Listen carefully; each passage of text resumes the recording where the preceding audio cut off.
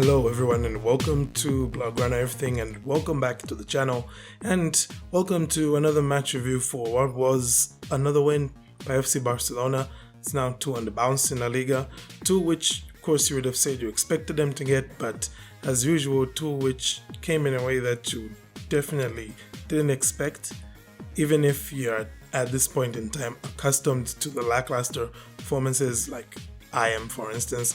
Probably still didn't see this going down the way that it did, and Barcelona reaching into their 22-23 bag a little bit there, because there was a lot of last-ditch defending towards the end in this game after Barcelona went down to 10 men. But at the end of the day, they were able to secure the 3-1 win. Barca scoring 3 in one game doesn't happen so often. Barca with the 3-1 win, goals from Lewandowski, Gündogan and Vitor Roque, who is now got 2 on the bounce, which you definitely like to see. And of course it was Vitor Roque himself who got sent off for what is easily the most lamentable decision you will see in any La Liga match this season, except for of course that Real Madrid are except for the matches that Real Madrid are going to play. This is probably one of the worst decisions you're going to see, the way that Vitor Roque got sent off. I mean, just explain to me how he's the one who fouled the guy that went in studs showing on him. You know, it's completely against everything. Even somebody who's just started to watch football today will tell you, wait, what happened? How is that a foul there?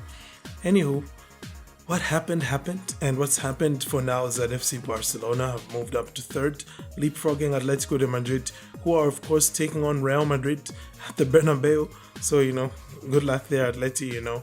It's hard to get calls when you're just playing a normal La Liga match, even worse when you're playing one at the Bernabeu. And considering the fact that Atleti has already beaten Real Madrid twice this season, well, you can bet your top dollar, bottom dollar, everything in between that there's going to be a lot of cries from Atleti at the end of this game about certain calls that are going to be made. Let's just watch, you see. Anywho, I don't feel as downcast as I did for the past 3 or so matches, so I am going to get into a little bit of the negatives and positives with this review, because again, there were things that you liked and you didn't like, and straight ahead I think I'll go to the negatives, first of which was of course the lack of control from Barca. Now I'm bringing this up as a negative just because it could have been there. Barca did have enough players on the pitch who were good enough at retaining the ball to have had control, especially with that, Christensen as the pivot kind of, experiment Xavi was going for here. There were definitely enough ball players on the pitch for Barca to keep the ball, but that's exactly what they didn't do during that first half, especially up until that Lewandowski goal. It's very, very much a fact to say that Alaves were in control of the game and that Barca scored against the run of play. Now, the reason I'm not going to hold this one too much against Barca is because, Alaves aren't the usual Alaves. They've been pretty good this season. They're a mid-table team. So, a mid-table team should give you challenges in certain ways, especially one that plays possession-based football and one that has been doing so, I have to say, better than Barca this season. So it's not really a surprise for me to see them do that. And also because the other thing which I didn't like in this game, Barcelona's press is so bad. And I think we all know the reason why, right? You can only press so well with like a very old man leading your attack. Granted, that very old man did some pretty cool stuff to score his goal, but at the end of the day, I mean, you can only expect a grand total of like 5 minutes of intensive pressing from Robert Lewandowski across 90 minutes. So it's not a surprise to see that teams are easily able to play through Barcelona's press and put Barca on the back foot. And well, Barca on the back foot hasn't been a good thing this season, because last season they were defensively solid. This season all of that has it's gone away. None of Barca's players who were in good form last season have been in good form this season, and even the additions like Cancelo haven't really been good on the defensive side of things. He had to be pulled off for Hector Fort because not only was he exposed one too many times by the Alaves right winger, but also he's clearly still not recovered from his injury and he's been playing through a bit of pain, with that heavily strapped knee, which it seems to be a bit of a theme with this Barca team right now. We saw Pedri coming off with an ice pack, and of course we saw Araujo against Osasuna as well with a heavily strapped knee and struggling for quite a few minutes in that game. So yeah, that's probably as much anyway as I'll talk about with the negatives. I don't want to get into it too much, but we can look at some positives, and we just have to start here with the youngsters, because once again La Masia is proving that when Barcelona's backs are against the wall, it's always the answer. Trust in the kids. Now, there's one kid in particular, Lamine Yamal, who right now really needs a break, and I hope he doesn't play another 90 minutes.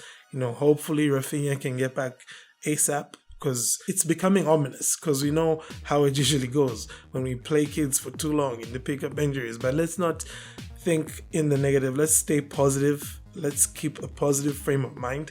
And the performances here from Lamine Yamal, from Pau Kubasi, and from Hector Fort as well were honestly as good as you could have asked for. Hector Fort bringing that solidity after João Cancelo had come off, and then for Kubasi, well, he looks like he's been playing with this team for years. Honestly, he just slotted in at the back there, and right now he even looks more reliable than our Mr. Reliable Ronald Araujo, which is saying quite a lot. Yeah, and of course there's Lamine Yamal. Like, you don't really have words, because I saw a Twitter thread earlier where they were comparing, Lamau at 16 and Ansu at 16, and I respect the comparison, but like one thing people seem to have already forgotten is that Ansu Fati was only 16 years old in the Barca first team for like a month, 2 months tops, whereas Lamine has been 16 from the start of this season, and he's going to be 16 for the whole season. And the level he's playing at, honestly, right now, it's not a crime to say we haven't seen a kid this good since Messi or Boyan, okay? It's not, because it's facts. And there was that one moment where he was carrying the ball and he just did that Zidane spin, that, what do you call it, that roulette, whatever you call it, it was just so smooth, so silky. And to be honest, he does, for me, look like what Zidane would have looked like if he was Wenger. Anyway, moving on from that, the next positive is, just scoring goals. Finally, scoring goals. 2 of our strikers scored in this game, Lewandowski and Vitor Roque, and Ilkay Gündogan as well is starting to get in on the goals, which is something that I'm happy to see, okay?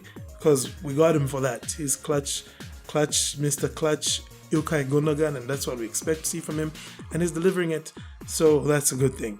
But anyway, enough with that. Negatives, positives. We can give a team rating and a manager rating here. For the team rating, I went with a 7 out of 10, just because, this team is coming off a really rough patch and a really rough end of January. The last 2 weeks of January were as tough as I have ever experienced supporting this team. Okay, and to come from that and to be able to get on the winning trail, to be able to win games, even ones where it was tight at some point, and the games where you lose control like this team always does, but they got the win, and I think that's a positive for them. And I'm giving them a 7 because of the collective performance, especially after that red card where we didn't really give Alaves all that much inside our penalty area. Okay, most of their stuff came from outside of the box and just maybe a header or two from a set piece. So we did well aside from that. And for Xavi, I would give him a 7 as well. I think he made the changes you would have wanted to be made. Hector Fort for Cancelo, that was a big change, but he made it and it was necessary. And of course, bringing on Vitor Roque as well for Ilkay Gündogan, who it looks like he picked up a knock, and just hope he's not injured. And yeah, aside from that, I think I'm supposed to pick a man of the match, and that's going to be Ilkay Gündogan. He had, like I said, he turned up for us in this game, just like he turned up as well against Villarreal, and kind of ish did against Osasuna as well, although, that was a complicated game. But anywho, I think that's just about that for me as far as this match review goes. Do let me know your thoughts on that performance.